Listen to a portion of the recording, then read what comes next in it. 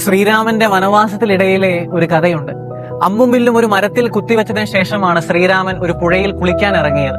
തിരികെ എത്തുമ്പോൾ അതൊരു തവളയുടെ വായിലാണ് കുത്തിവെച്ചത് എന്ന് മനസ്സിലാക്കി ശ്രീരാമന് സങ്കടമായി. നിനക്കൊന്ന് ഉറക്കെ കരയാമായിരുന്നില്ലേ എന്ന് ശ്രീരാമൻ തവളയോട് ചോദിച്ചു.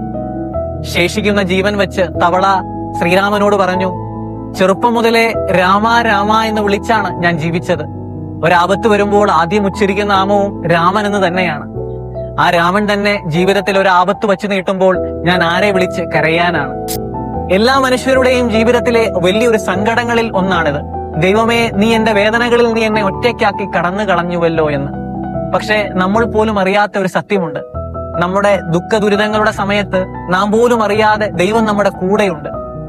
വേദന തരുന്ന ദൈവം, വേദന സഹിക്കുവാനായിട്ടുള്ള ശക്തി കൂടി ദൈവം നമുക്ക് തരുന്നുണ്ട്. ദൈവത്തിന്റെ വചനം നമ്മെ ഓർമ്മിപ്പിക്കുന്നു, ഇതാ ഞാൻ നിന്റെ കൂടെയുണ്ട്, നീ പോകുന്നിടത്തെല്ലാം നിന്നെ ഞാൻ കാത്തിരിക്കും.